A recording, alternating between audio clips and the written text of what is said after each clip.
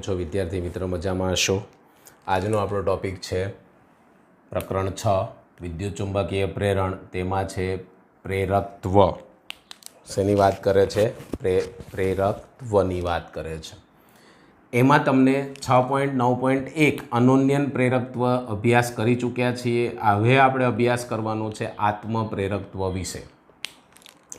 સૌપ્રથમ એની વ્યાખ્યા જોઈશું આત્મપ્રેરકત્વની, કે કોઈ આ રીતે અલગ કરેલું એક ગૂંચળું હોય. સપોઝ આ રીતનું એક ગૂંચળું છે, જેને અલગ કરેલું આપણે ગૂંચળા તરીકે લઈ શકીએ છીએ. આ રીતે સમજ પડી ગઈ? ઓકે. આ ગૂંચળામાંથી વહેતો પ્રવાહ, એટલે આમાંથી તમે પ્રવાહ વેવડાવો આ રીતે. તો આ પ્રવાહના કારણે વિદ્યુત પ્રવાહના ફેરફાર કરી આના ફ્લક્સમાં, આના પોતાના જ ફ્લક્સમાં ફેરફાર થતાં આ બે ગૂંચળાના બે છેડા વચ્ચે પ્રેરિત EMF ઉત્પન્ન થવાની ઘટનાને આત્મપ્રેરકત્વ કહેવાય. સાહેબ, આની પહેલાં અનોન્યન પ્રેરકત્વમાં એમાં આપણે બીજું ગૂંચળું લેતા હતા. આમાંથી પ્રવાહ પસાર કરી અહીંયા ગેલ્વેનોમીટર જોડતા હતા. આની અસર આના ઉપર થતી હતી, આ છેડા ઉપર EMF ઉત્પન્ન થતું હતું. પણ આપણે અહીંયા એક સરસ મજાની ચર્ચા કરી કે એક જ ગૂંચળું લેવાનું છે અને એ ગૂંચળા ઉપર જ ચુંબકીય ફ્લક્સની અસર ઉત્પન્ન થાય. એ જ ગૂંચળામાં પ્રેરિત EMF ઉત્પન્ન થાય તો એને આત્મપ્રેરકત્વ કહેવામાં આવે છે. ઓળખવાનું નથી તમારે. ઓકે. ધારો કે આપણે સૂત્ર સાબિત કરવું. આ પ્રશ્ન આવી રીતે પૂછાય કે આત્મપ્રેરકત્વની વ્યાખ્યા લખો અને આત્મપ્રેરકત્વના સૂત્ર મેળવો, સાબિત કરો. તો આપણે અહીંયા ધારી લઈશું કે ધારો કે એક ગૂંચળું છે. ધારો કે એક ગૂંચળામાં આંટાની સંખ્યા કેપિટલ N છે. હવે આમાંથી જ આપણે પ્રવાહ પસાર થાય છે, એટલે કે પ્રવાહમાં ફેરફાર કરીશું અને આના જ ચુંબકીય ફ્લક્સમાં ફેરફાર થાય છે અને આના જ બે છેડા વચ્ચે પ્રેરિત EMF ઉત્પન્ન થાય છે. તો આગળ ભણી ગયા એ પ્રમાણે કે ચુંબકીય ફ્લક્સ, જે તમે ચુંબકીય ફ્લક્સ લો છો એ વિદ્યુત પ્રવાહના સમપ્રમાણમાં હોય છે. આવું આપણે ભણી ગયા કે આ ગૂંચળું હોય, એ ગૂંચળામાંથી તમે પ્રવાહ પસાર કરો તો ચુંબકીય ફ્લક્સમાં જે ફેરફાર થશે એ પ્રવાહના શું હોય? સમપ્રમાણમાં. માટે અહીંયા આંટાની સંખ્યા N છે, કુલ ચુંબકીય ફ્લક્સ 5B કહી દઉં. ચલે છે પ્રવાહ, ધારો કે I વહે છે. તો આમાં લખવાનું કે એક ગૂંચળામાં આંટાની સંખ્યા N છે, તેમાંથી વહેતો પ્રવાહ I છે, તેના ચુંબકીય ફ્લક્સનો ફેરફાર 5B છે, કુલ ચુંબકીય ફ્લક્સ N5B છે. માટે આ ચુંબકીય ફ્લક્સ તેના પ્રવાહના શું હોય છે? સમપ્રમાણમાં હોય છે. ચલન કાઢી નાખીશ તો N5B બરાબર LI. સમીકરણ 1. સર, આની અંદર આ L શું કહેવાય? તો આપણે કહી શકીએ કે આ L છે એને તો આપણે અચળાંક કહીએ છીએ. કયો અચળાંક? તો એને કહી શકાય આત્મપ્રેરકત્વ કહેવામાં આવે છે. અચળાંકનું નામ શું છે? આત્મપ્રેરકત્વ તરીકે લઈ શકાય છે. તમે ફેરેડેનો નિયમ ભણી ગયા છો. ફેરેડેના નિયમ અનુસાર, ફેરેડેનો આપણે નિયમનું સૂત્ર એટલે કે પ્રેરિત થતું EMF, ફેરેડેના નિયમ પ્રમાણે પ્રેરિત થતું EMF E બરાબર -L. L તો ના કહેવાય, N કહેવાય. અથવા તો આ રીતે લખી શકાય 5 E is equal two minus લખી શકાય d/dt અને અહીંયા આપણે લખીએ N5B ટોટલ. તો આને કહીશું સમીકરણ 2. એકની આ કિંમત અહીંયા મૂકતા, એટલે કે સમીકરણ 1ની કિંમત સમીકરણ 2માં મૂકતા, સમીકરણ 1ની કિંમત સમીકરણ 2માં મૂકી દઈએ તો અહીંયા મળશે E is equal two minus d/dt, બ્રેકેટમાં આવશે LI. તો E is equal two L અચળ માઇનસ di/dt.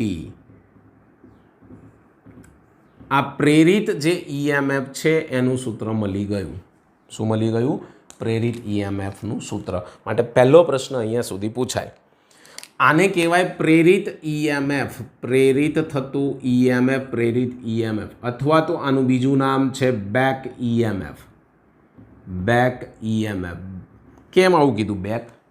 તમને ખબર છે કે આ એક ગૂંચળું છે, ગૂંચળામાંથી જ પ્રવાહ વહે, ગૂંચળાના બે છેડા વચ્ચે જ ઈએમએફ ઉત્પન્ન થાય, તો એ જે ચુંબકીય ફ્લક્સમાં ફેરફાર થયો એનો વિરોધ કરે, લેન્ઝનો નિયમ યાદ કરો, એવું ચુંબકીય ફ્લક્સ ઉત્પન્ન કહે છે, માટે આને બેક ઈએમએફ પણ કહેવામાં આવે છે. આ પ્રશ્ન કેવી રીતે પૂછાય? આત્મપ્રેરકત્વ એટલે શું?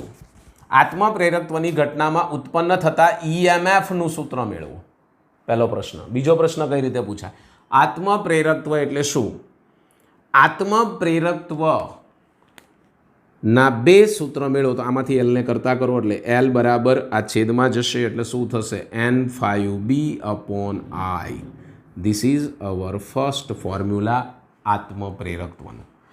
આના ઉપરથી બીજું ફોર્મ્યુલા મળશે, એલને કરતા કરો, આ માઇનસ સામે આપી દો એટલે -E/dI/dt. This is our second આત્મપ્રેરકત્વ. એલ એટલે આત્મપ્રેરકત્વ કહેવાય. તો એના બે સૂત્ર આપણને મળી ચૂક્યા છે.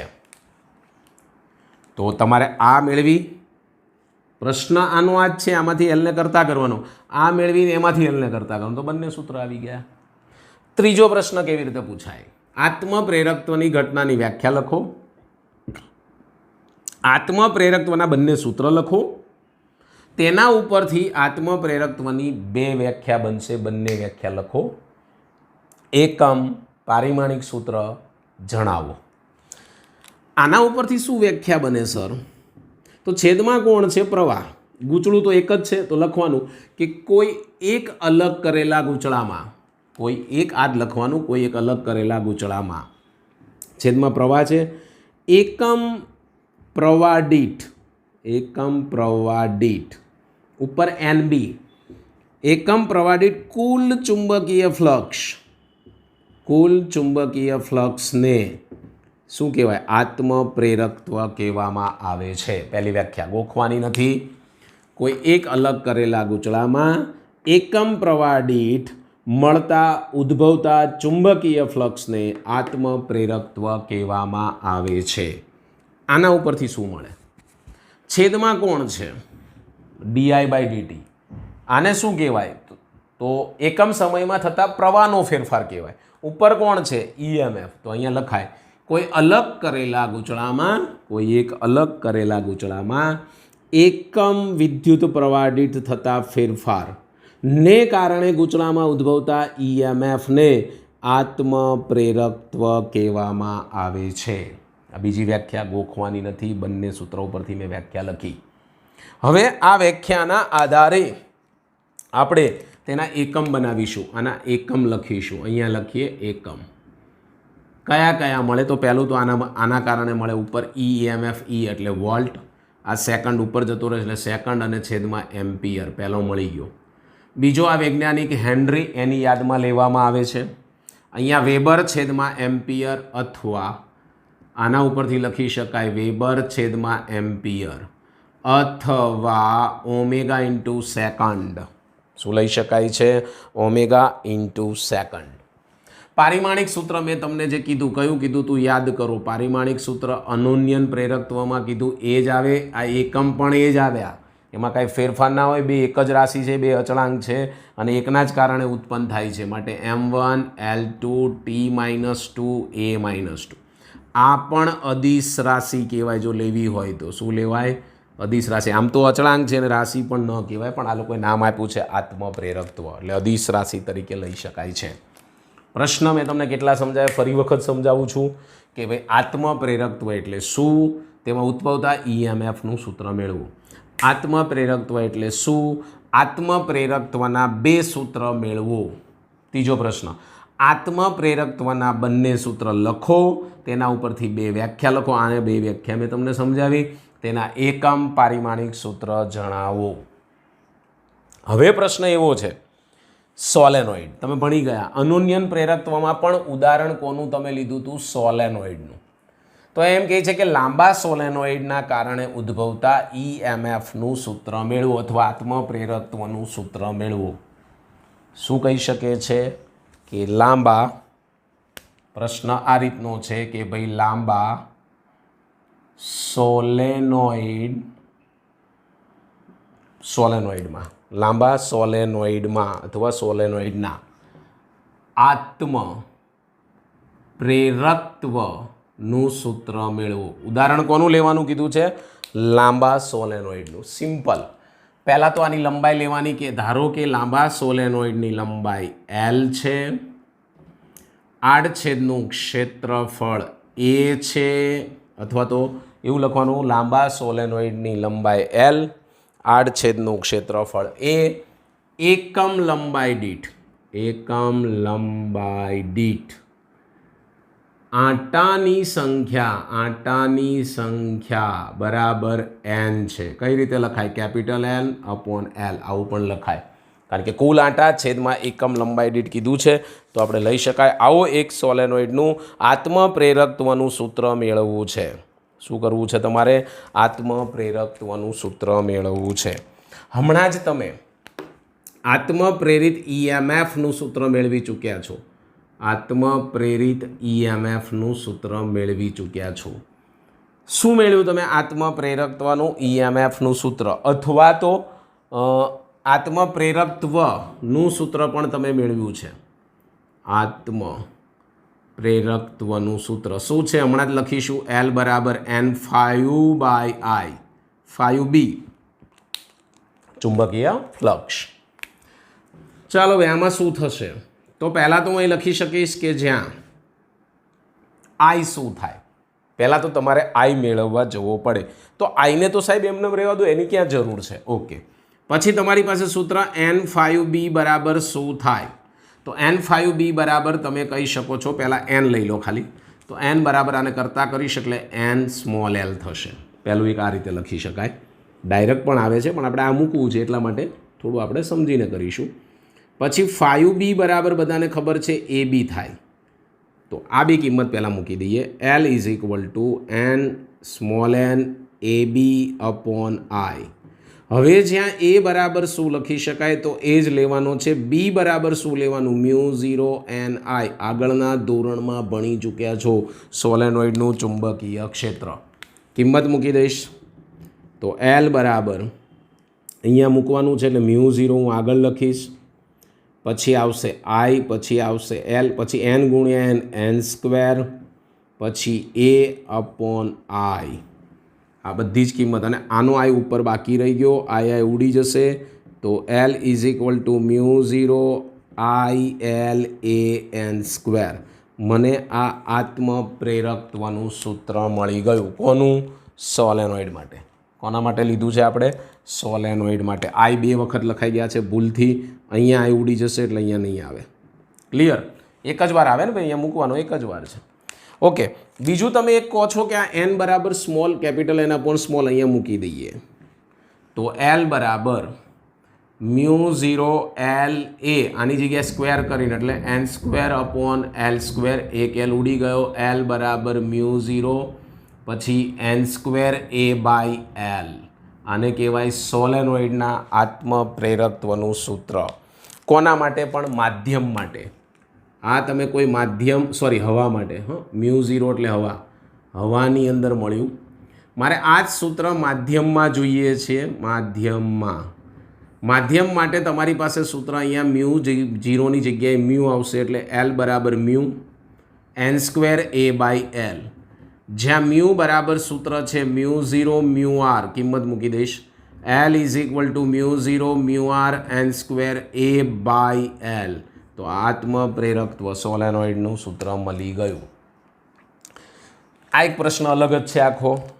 પછી એમ કે ખાલી આત્મપ્રેરકત્વ શાના પર આધાર રાખે છે? આત્મપ્રેરકત્વ શાના પર આધાર રાખે છે? મેં સોલેનોઇડનું નથી કીધું, ખાલી આત્મપ્રેરકત્વ શાના પર આધાર રાખે છે? તો હું કહી શકું ગૂંચળાના પરિમાણ. તમે આગળ પણ ભણી ગયા છો. ગૂંચળાના પરિમાણ એટલે કે સાઇઝ. સેકન્ડ, અહીંયા બે ગૂંચળા તો છે નહીં. પછી કહી શકાય ગૂંચળાના આકાર, અને આંટાની સંખ્યા. અને ત્રીજું આગળ પણ આવી ગયું છે કે જે જગ્યાએ ચુંબકીય ફ્લક્સ લાગતું હોય તે માધ્યમ પર આધાર રાખે છે. ગૂંચળા સાથે સંકળાયેલા ચુંબકીય ફ્લક્સ જે માધ્યમમાં લાગતું હોય તેના માધ્યમ પર પણ આધાર રાખે છે. તો આ કોની વાત કરી મેં? આત્મપ્રેરકત્વ શાના પર આધાર રાખે છે, આની વાત કરી દીધી આપણે. પણ હું એમ કહું કે સોલેનોઇડનું આત્મપ્રેરકત્વ શાના પર આધાર રાખે છે? શાના પર આધાર રાખે છે? તો સૂત્ર ઉપરથી લેવાનું, કશું ગોખવાની કોઈ જરૂર જ નથી. સૂત્ર અહીંયા તમે જોઈ શકો છો. એલ પહેલું લખી નાખીશ, એલ ચલે છે n². બીજું લખી નાખીશ, એલ ચલે છે a. ત્રીજું લખી નાખીશ, એલ ચલે છે 1/L. હવે આને વર્ણનમાં લખીશ, આ શોર્ટકટમાં કીધું મેં આના ઉપરથી. તો કહી શકાય ગૂંચળાના આટાની સંખ્યા આત્મપ્રેરકત્વ ગૂંચળાના આટાની સંખ્યાના વર્ગના સમપ્રમાણમાં હોય છે. ગૂંચળાનું આત્મપ્રેરકત્વ ગૂંચળાના આડછેદના ક્ષેત્રફળના સમપ્રમાણમાં હોય છે. ગૂંચળાની લંબાઈના વ્યસ્ત પ્રમાણમાં હોય છે. અને બીજું, ગૂંચળાની અંદર જો હવા હોય એની જગ્યાએ માધ્યમ આવે તો એ માધ્યમ એટલે કે જે દ્રવ્ય રાખ્યું હોય તેના પર પણ આધાર રાખે છે. એટલે આના 4 મુદ્દા લખી શકાય. આમાં 3 અને આમાં મેં તમને 4 કીધા.